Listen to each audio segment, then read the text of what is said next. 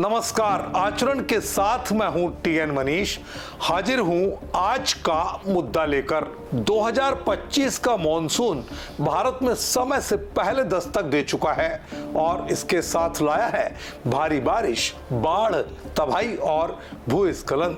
भारतीय मौसम विज्ञान विभाग आईएमडी के मुताबिक इस साल मॉनसून ने 9 दिन पहले ही पूरे देश को कवर कर लिया, लेकिन इस बारिश ने जहां खेती किसानी को राहत दी, वहीं कई राज्यों में तबाही भी मचाई है। आज हम बात करेंगे मॉनसून की ताजा स्थिति, जनधन की हानि, राहत कार्यों और भविष्य की तैयारियों पर। आइए सबसे पहले देखते हैं मॉनसून ने अब तक क्या रंग दिखाए हैं। केरल में 27 मई को मॉनसून ने दस्तक दी, जो सामान्य दिनों से 4 दिन पहले था। इसके बाद ये तेजी दक्षिण भारत में भी दिखी। मध्य भारत और अब उत्तर भारत तक मॉनसून पहुंच चुका है, लेकिन इस बार की भारी बारिश ने कई राज्यों में सामान्य जनजीवन को अस्त व्यस्त कर दिया है। मॉनसून ने इस साल कई राज्यों में भारी तबाही मचाई है। राजस्थान, उत्तर प्रदेश, उत्तराखंड, मध्य प्रदेश और कर्नाटक जैसे राज्यों में भारी बारिश और बाढ़ ने हालात को गंभीर बना दिया है। राजस्थान के कोटा, अजमेर, झालावाड़ में बाढ़ जैसे हालात बने, जहां बांधों के गेट तक खोलने पड़ गए। उत्तराखंड, उत्तर प्रदेश में भारी बारिश के कारण भूस्खलन और बाढ़ की घटनाएं सामने आई है। खबरों के मुताबिक इन राज्यों में कई लोगों की जानें चली गई। हालांकि सटीक आंकड़े सामने नहीं आ पाए हैं, लेकिन अनुमान है कि बाढ़ और भूस्खलन से सैकड़ों लोग प्रभावित हुए हैं। मध्य प्रदेश में खेती को जमकर नुकसान हुआ, जहां खरीफ की फसलों को भारी बारिश ने पूरी तरह तरबदर कर दिया। महाराष्ट्र, कर्नाटक में मूसलाधार बारिश ने सड़कों पर जल भराव और यातायात को प्रभावित किया। मुंबई में बारिश से जनजीवन ठप हो गया और गुजरात में तो पुल जो है वो टूटकर 13 लोगों की जान पर उसमें बन आई। पूर्वोत्तर राज्यों असम और मेघालय में भारी बारिश की चेतावनी जारी है। इस पूरी कुदरती तबाही से निपटने के लिए केंद्र और राज्य सरकारों ने कई कदम उठाए हैं। राष्ट्रीय आपदा प्रतिक्रिया बल एनडीआरएफ और राज्य आपदा प्रतिक्रिया बल एसडीआरएफ प्रभावित इलाकों में राहत कार्यों में जुटा है। बाढ़ग्रस्त इलाकों में लोगों को सुरक्षित स्थानों पर पहुंचाने के और खाद्य सामग्री वितरित करने के काम में तेजी से प्रयास जारी हैं। केंद्र सरकार ने राज्यों को इस पूरे मामले को देखते हुए वित्तीय सहायता देने की घोषणा की है।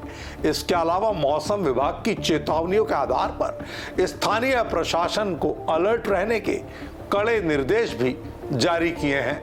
किसानों को खेतों में जल निकासी की व्यवस्था करने की सलाह दी गई है, ताकि फसलों को और नुकसान ना हो सके। मौसम विशेषज्ञों का कहना है कि इस साल मॉनसून सामान्य से 105% अधिक बारिश ला सकता है। आईएमडी के प्रमुख मृत्युंजय महापात्रा के अनुसार एल नीनो का प्रभाव नहीं होने से बारिश की स्थिति अनुकूल है। हालांकि पूर्वोत्तर राज्यों और तमिलनाडु जैसे दक्षिणी राज्य में बारिश सामान्य से कम हो सकती है।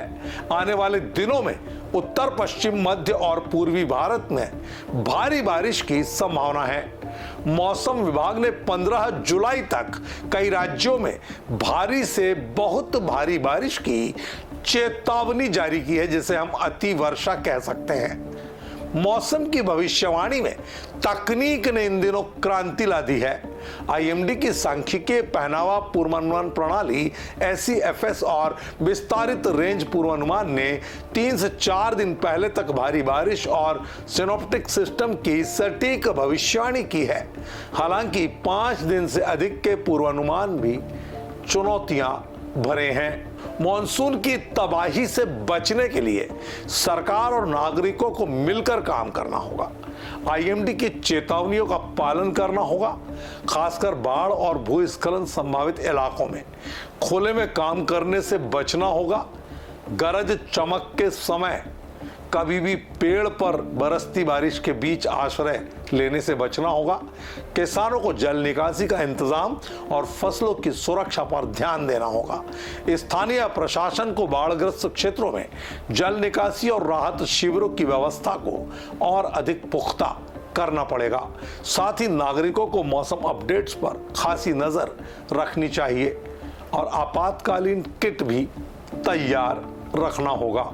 मॉनसून 2025 ने जहां राहत दी, वहीं कई चुनौतियां भी लाया, लेकिन सही तैयारी और तकनीक के सहारे हम इस आपदा से निपट सकते हैं। हमें अपनी जिम्मेदारी निभानी होगी और सरकार के साथ मिलकर इस संकट का सामना करना होगा। लेकिन सरकार को भी यह समझना होगा कि प्यास लगने पर कुएं खोदने की जो नीति है उससे बचे और मौसम के पूर्वानुमान के आधार पर पिछले कड़वे अनुभवों से सबक लेकर शहर, कस्बों, जिलों और गांवों में जल भराव की स्थिति से नागरिकों को बचाए, क्योंकि इससे जल जनित बीमारियों की और महामारी का खतरा लगातार बना रहता है। आज के मुद्दे में इतना ही। मुझे दीजिए इजाजत। नमस्कार। देश दुनिया की सभी खबरें देखने के लिए जुड़े रहिए आचरण न्यूज से। आचरण न्यूज, हर कदम आपके साथ।